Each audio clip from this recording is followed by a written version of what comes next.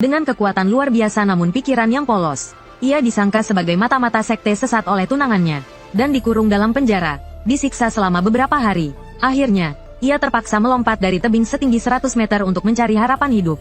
Tang Susu, dengarkan aku baik-baik, jika aku tidak mati hari ini, semua ini akan kubalas 1000 kali lipat. Beberapa hari kemudian, Wu Di tersapu arus deras ke tepi sungai yang terpencil. Saat itu, kedua lengannya sudah tidak merasakan sakit. Ini berarti saraf di lengannya kemungkinan besar telah mati. Jika tidak segera diobati, kemungkinan besar ia tidak akan bisa pulih. Ia berjalan dengan susah payah seperti mayat hidup. Saat itu, hanya ada satu pikiran di benaknya, bertahan hidup dan balas dendam. Entah sudah berapa lama ia berjalan. Akhirnya ia melihat sesosok orang di kejauhan. Wu Di melihatnya seperti secercah harapan. Ia mempercepat langkahnya menuju orang tersebut. Pemandangan mengerikan ini membuat wanita itu merinding. Ia berjerit dan berbalik melarikan diri. Sementara itu, Wu Di kehilangan seluruh kekuatannya dan pingsan. Wanita itu baru saja ingin berbalik untuk melihat keadaannya, tetapi kakinya bertabrakan dengan seorang pria. Wanita itu mengenali pria tersebut dan berkata, "Tolong aku." Pria itu bertanya dengan prihatin, "Apa yang terjadi?" Wanita itu menunjuk ke arah Wu Di dan berkata, "Ada orang aneh di sana." Adegan berpindah. Wu Di dibawa oleh mereka berdua ke klinik desa. Lihat luka Wu Di. Tabib itu menghela nafas. Sungguh keajaiban dia bisa bertahan hidup. Wanita di sampingnya bertanya dengan bingung. Apakah dia terluka seperti ini karena berkelahi? Bukan karena berkelahi, melainkan karena disiksa. Kuku-kukunya dicabuti satu persatu. Mendengar ini, wanita itu menutup mulutnya karena terkejut. Mengapa mereka begitu kejam? Beberapa hari kemudian, Wu Di tersentak bangun dengan kaget. Ia mendapati dirinya berada di ruangan yang asing. Apakah ada yang menyelamatkanku? Kemudian, ia segera memeriksa kondisi lengannya. Ia mendapati bahwa ia masih tidak merasakan apa-apa. Air mata kesedihan dan kemarahan mengalir tanpa sadar. Ia tidak tahu bagaimana caranya membalas dendam setelah kehilangan lengannya. Saat itu, pria itu masuk dan berkata dengan gembira, "Akhirnya kau bangun. Namaku Fan Li. Gadis ini Zongxia. Kami menemukanmu pingsan di tepi sungai." Mendengar ini, Wu Di mengucapkan terima kasih dengan lemah. Saat itu, tabib datang untuk memeriksa lukanya. Wu Di bertanya dengan cemas, "Apakah lenganku masih bisa pulih?" Tabib itu menghiburnya, "Jangan terlalu khawatir. Ada energi di dalam tubuhmu yang mencoba untuk memulihkannya secara perlahan. Ini membutuhkan proses yang panjang. Namun, meridian di kedua lenganmu rusak parah. Khawatirnya, kau tidak akan bisa berlatih bela diri lagi." Berita ini bagaikan petir di siang bolong. Wu Di tampak kehilangan harapan dan terdiam. Fan Li yang berada di sampingnya juga terkejut. Bagi seorang praktisi bela diri, ini seperti hukuman mati.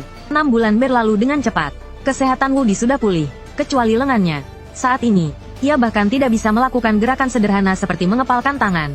Ia tahu bahwa peluang untuk pulih sangat kecil, tapi dia tidak akan pernah menyerah. Sekalipun kemungkinannya hanya 1/10.000. Di bawah perawatan Zongxia yang penuh perhatian, lukanya berangsur-angsur membaik. Setelah menghabiskan waktu yang lama bersama, Wu Di dan Fan Li menganggap satu sama lain sebagai saudara. Namun, tatapan Zongxia ke arah Wu Di agak aneh. Waktu berlalu dengan cepat hingga hari pelepasan gips tiba. Namun, lengan Wu Di telah menjadi seperti ranting kering. Meskipun tulang dan meridiannya telah pulih sepenuhnya, dia masih belum bisa menggunakan sedikit pun kekuatannya. Tabib itu menghiburnya, karena tidak digerakkan dalam waktu yang lama. Otot dan meridianmu agak kaku. Dengan latihan yang cukup, kamu akan pulih sepenuhnya. Sejak saat itu, sebuah sosok muncul setiap hari di tebing setinggi 100 meter. Sepasang lengan yang seperti ranting kering itu mencengkeram celah-celah batu, susah payah memanjat. Meskipun setiap kali dia jatuh ke sungai yang deras, karena kelelahan, dia tetap gigih berlatih dengan keras. Hari demi hari, minggu demi minggu. Hal ini membuat Fan Li dan Zongxia sangat khawatir. Namun, setelah Wu Di menunjukkan hasil latihannya selama beberapa bulan, keduanya merasa sangat gembira untuknya. Tangannya akhirnya bisa mengepal. Zongxia menoleh dan menangis bahagia. Dia selalu berdoa untuk Wu Di. Setiap larut malam, Wu Di akan berlatih tenaga dalamnya di tepi sungai. Zongxia diam-diam menemaninya dari belakang. Tak peduli angin, hujan, atau dinginnya angin yang menusuk tulang. Wu Di teringat akan luka yang ditimbulkan Tang Susu padanya. Meskipun Tang Susu memang melakukannya karena kesalahpahaman, dendam darah harus dibalas. Saat kekuatannya pulih sepenuhnya, saat itulah waktu untuk membalas dendam. Tiba-tiba, Zongxia yang berada di belakangnya mulai batuk-batuk. Wu Di segera memeriksa suhu tubuhnya. "Sial, kau demam." Ia segera menggendong Zongxia dan bergegas ke klinik. Gadis bodoh ini, karena mengkhawatirkanku, dia menemaniku setiap hari, tapi aku malah mengabaikan kesehatannya. Setelah diperiksa oleh tabib, tubuh Zongxia sangat lemah. Kini dia juga terserang flu. Tabib itu kemudian berkata kepada Wu Di, "Kau harus melepaskan pakaiannya dan menggunakan handuk basah untuk menurunkan demamnya." Fan Li yang berada di sampingnya khawatir. "Bukankah ini agak tidak pantas? Bagaimana kalau kita turun gunung dan mencari wanita untuk merawatnya?" Wu Di menjawab dengan tenang, Tidak ada waktu. Dia menjadi seperti ini karena aku. Sekarang bukan saatnya memikirkan hal-hal seperti itu. Jika dia mau, aku akan menikahinya. Karena aku rasa aku telah jatuh cinta padanya. Selanjutnya kalian tidak suka menontonnya. Biar aku yang menontonnya untuk kalian. Akhirnya, di bawah perawatan Woody yang telaten, kondisi Zongxia berangsur-angsur pulih. Dan Woody disaksikan oleh Fan Li secara resmi melamar Zongxia. Saling mencintai. Pernikahan mereka pun dilangsungkan sesuai rencana. Fan Li bersembunyi di luar kamar pengantin sambil minum-minum. Kasihan aku. Tampan, berbakat, dan romantis. Kenapa dia malah memilih bocah itu? Lengannya cacat dan seperti ranting kering. Namun setiap hari, dengan tekad yang kuat, ia memanjat tebing setinggi 100 kaki. Meskipun jatuh ratusan kali setiap hari, ia tidak pernah menyerah. Saat ini, ia hanya punya satu pikiran, memulihkan kekuatannya dan membuat musuh-musuhnya membayar mahal. Setelah berbulan-bulan berlatih, lengannya akhirnya mendapatkan kembali sedikit kekuatan. Kemudian, setiap hari ia membiarkan ombak besar menghantam tubuhnya ribuan kali. Menebas ombak besar dengan pedangnya 10.000 kali. Selama setahun latihan keras, Woody tidak pernah melupakan dendam di hatinya. Sekarang, dengan satu tebasan pedang, ia dapat memukul mundur arus sungai. Ia tidak tahu seberapa kuat dirinya sekarang. Ia hanya tahu bahwa tenaga dalamnya beberapa kali lipat lebih kuat dari sebelumnya. Ini berarti saatnya untuk membalas dendam pada keluarga Tang telah tiba. Mereka bertiga meninggalkan gubuk di gunung. Namun, ketika mereka tiba di kediaman keluarga Tang, tempat itu sudah kosong. Ini tidak mengejutkan Woody. Hua Jingxian, mereka pasti pergi untuk membantu aliansi bela diri. Melihat bangunan yang familiar, Woody merasa sedih. Kemudian ia meminta istri dan Fan Li untuk menunggu sebentar di luar. Ia pergi sendirian ke sel tempat ia pernah dikurung. Tai Sui, aku tidak mati, aku kembali. Hari pembalasan untukmu sudah dekat. Dengan hati yang berat, Woody keluar dari sel. Ayo, kita pergi ke aliansi bela diri. Sementara itu, di aliansi bela diri, situasinya tidak baik. Pasukan Sekte Iblis sedang menuju Sungai Yangtze dengan kekuatan yang besar. Wakil Ketua Aliansi, Su Geting, berkata dengan wajah serius. Mereka berpisah menjadi dua kelompok.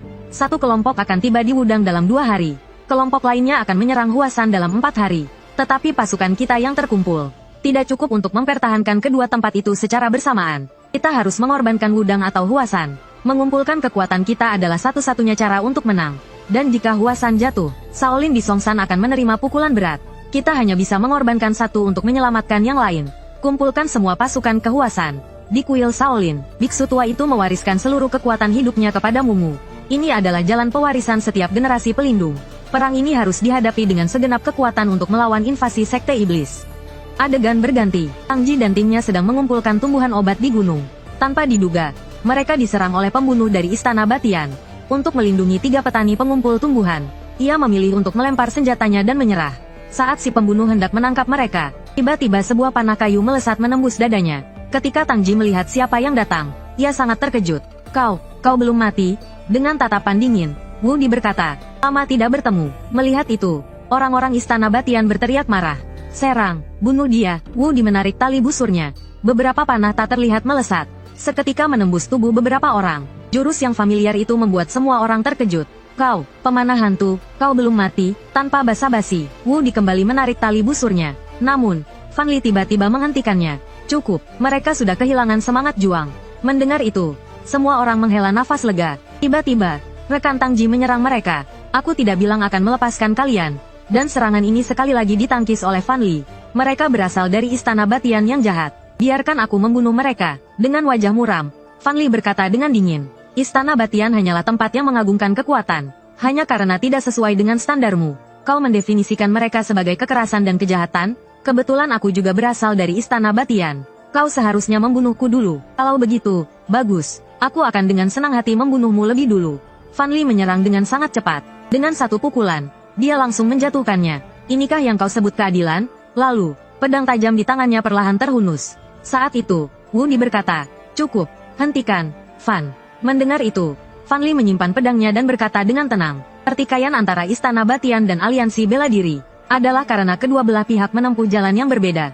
Bahkan tanpa perang, bukankah dunia bela diri Tiongkok kalian juga selalu bertikai? Lalu dia terbatuk untuk menutupi rasa malunya dan berkata kepada Woody, maaf aku tidak memberitahumu lebih awal. Woody terkekeh kecil, apakah asalmu penting? Lalu dia menoleh ke arah Tang Ji. Tatapannya menjadi dingin. Melihat itu, hati Tang Ji berdebar kencang.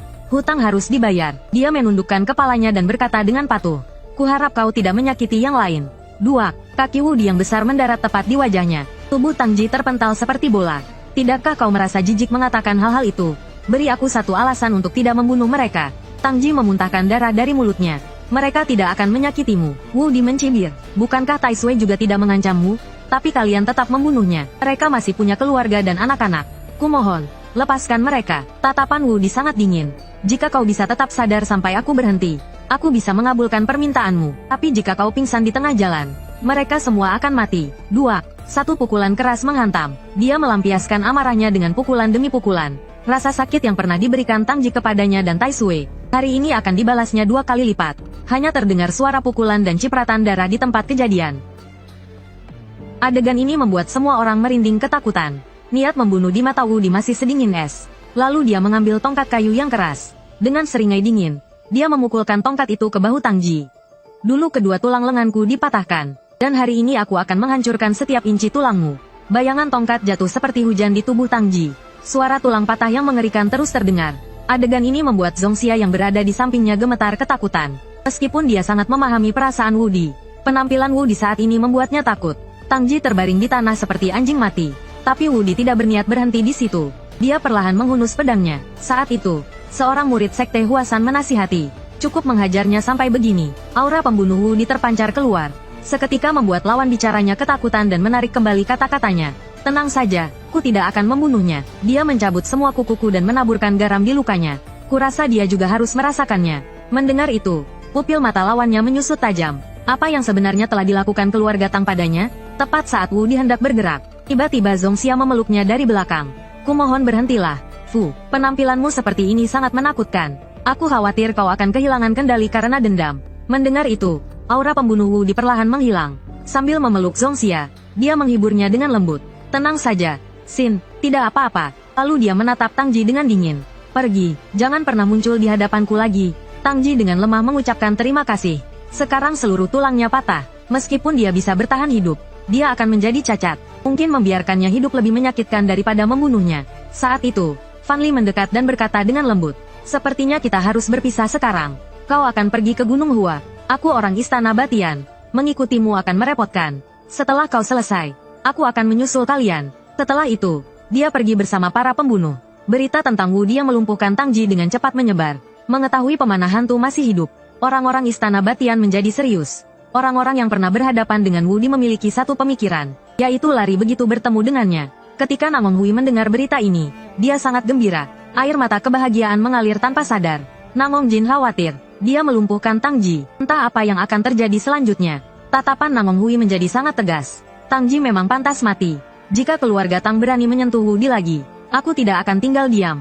Di sisi lain, Wu Di dan Zongxia telah tiba di kaki Gunung Hua. Wu Di takut istrinya terlalu lelah. Jadi dia memintanya untuk beristirahat sejenak. Seharusnya kita membeli kuda. Dengan begitu, kau tidak akan kelelahan seperti ini. Zongxia tersenyum mendengarnya. Aku senang bisa menikmati pemandangan di sepanjang jalan bersamamu. Tiba-tiba, Wu Di merasakan sesuatu yang aneh di belakangnya. Lalu dia berteriak, siapa di sana? Kemudian terdengar tawa dari dalam hutan. Apakah kau pemanah hantu yang legendaris itu? Wu Di tidak menjawab dan mengeluarkan busur dan panahnya. Satu di kiri, dua di kanan. Suara shoot asteris. Panah tak terlihat melesat ke arah dahan. Orang itu berteriak kaget dan melompat menghindar. Wu Di tidak memberinya kesempatan untuk bereaksi.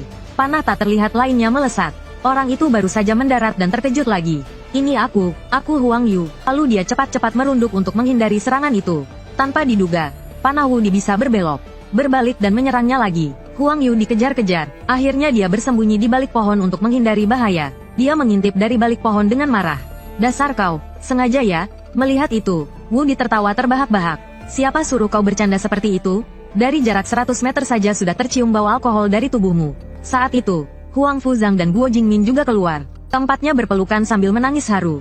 Saudaraku, kau masih hidup. Setelah berbasa-basi, mereka melihat ke arah Zongxia. Wu Di segera memperkenalkannya. Dia istriku, Asteris Swish. Asteris. Ketiganya langsung menghilang. Salam, kakak ipar. Kami teman Wu Di. Tiba-tiba Huang Yu teringat sesuatu. Kau sudah menikah? Lalu bagaimana dengan Namong Hui?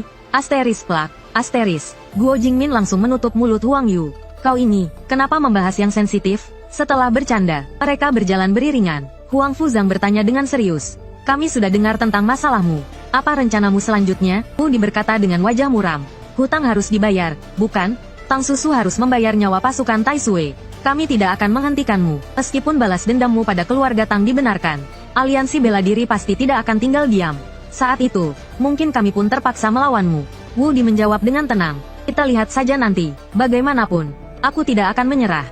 Guo Jingmin mengganti topik. Ngomong-ngomong, malam pernikahanmu. Belum selesai bicara, Wu Di langsung menyela. Suasana kembali riang. Adegan berganti. Mereka telah tiba di Sekte Huasan.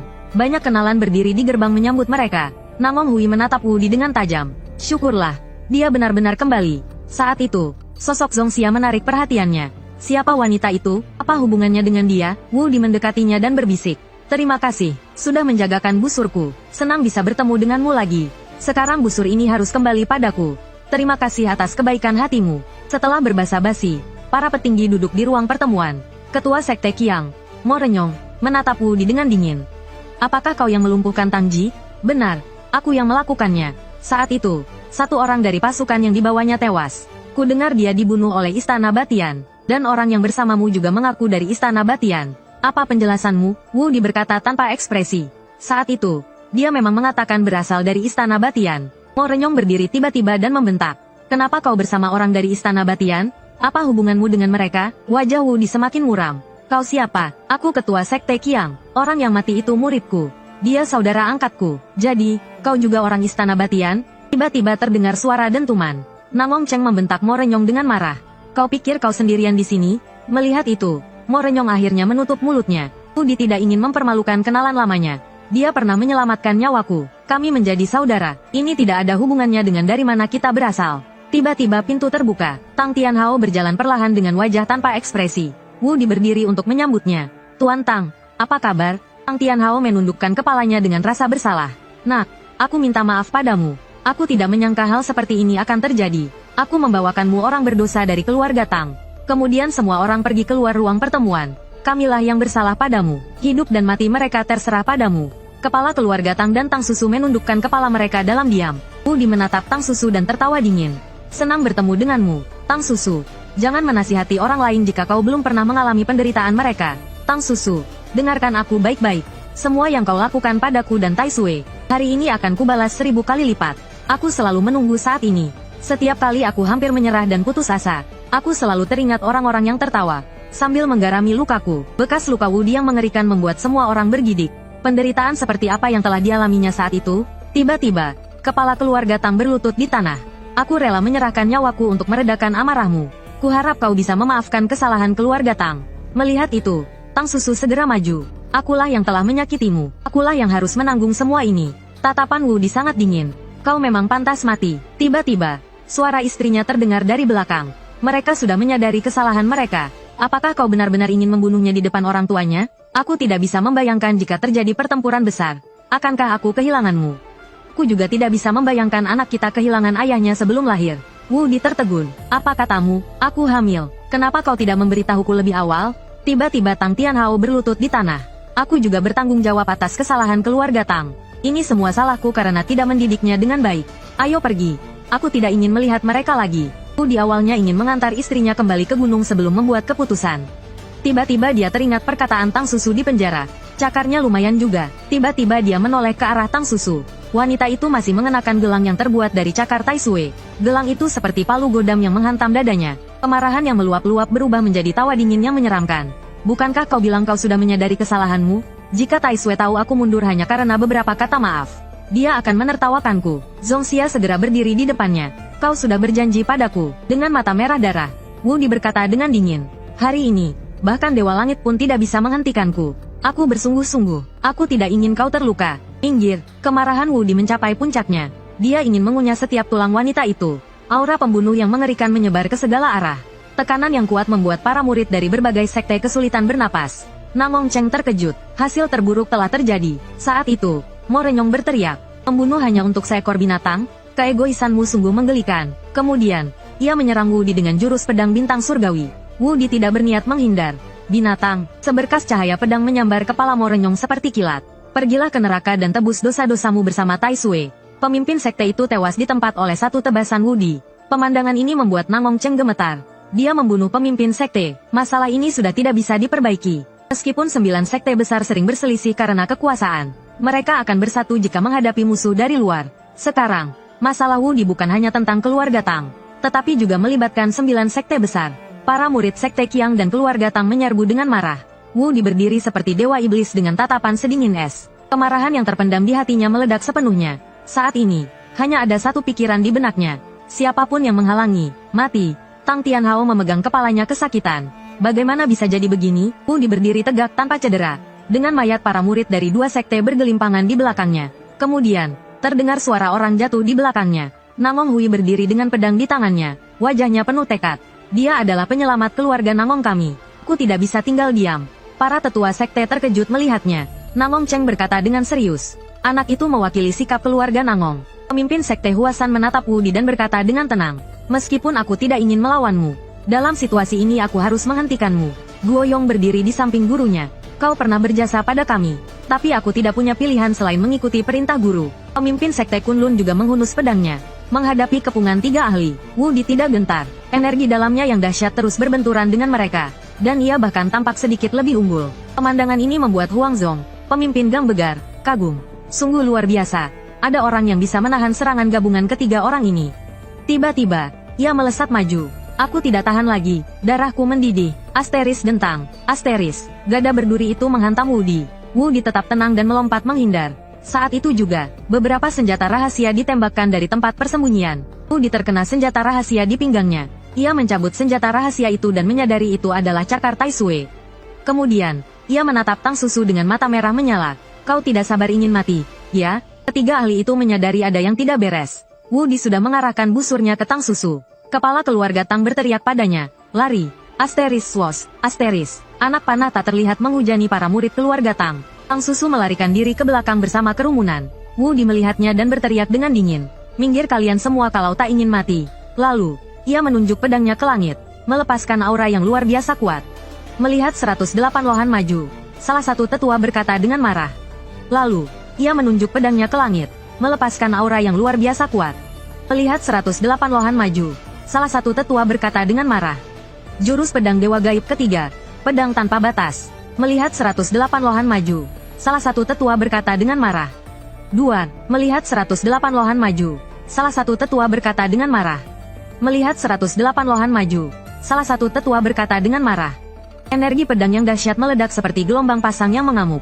Melihat 108 lohan maju, salah satu tetua berkata dengan marah. Dalam sekejap, istana yang megah itu runtuh. Melihat 108 lohan maju, salah satu tetua berkata dengan marah. Melihat 108 lohan maju, salah satu tetua berkata dengan marah. Debu tebal perlahan menghilang. Melihat 108 lohan maju, salah satu tetua berkata dengan marah. Melihat 108 lohan maju, salah satu tetua berkata dengan marah. Di depan Wudi, tanah telah rata. Melihat 108 lohan maju, salah satu tetua berkata dengan marah. Melihat 108 lohan maju, salah satu tetua berkata dengan marah.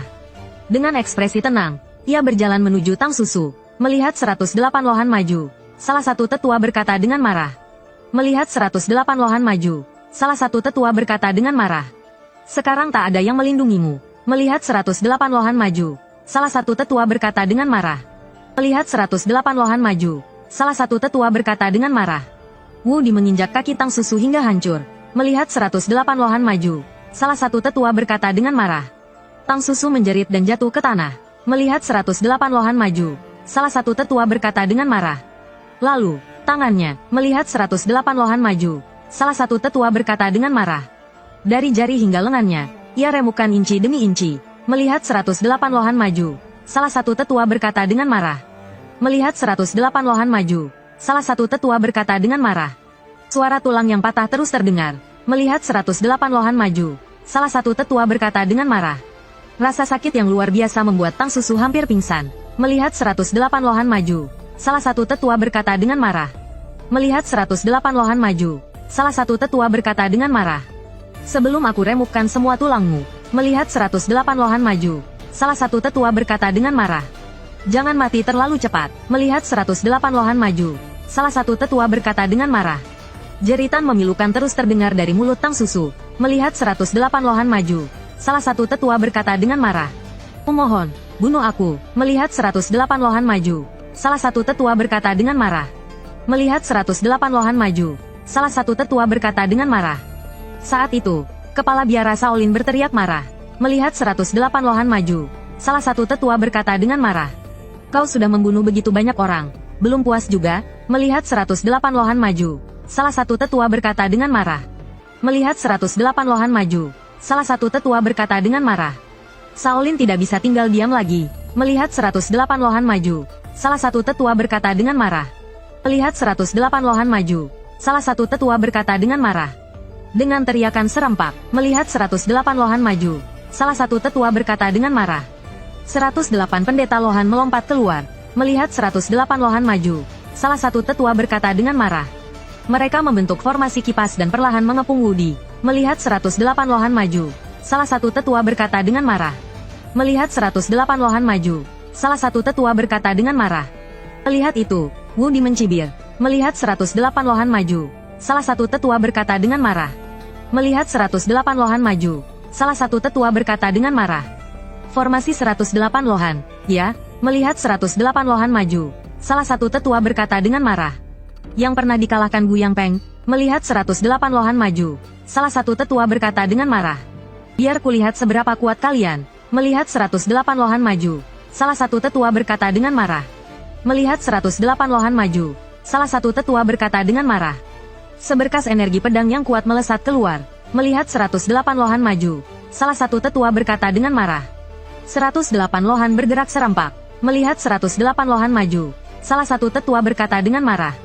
Dengan mengayunkan tongkat mereka, serangan itu berhasil dihadang. Melihat 108 lohan maju, salah satu tetua berkata dengan marah.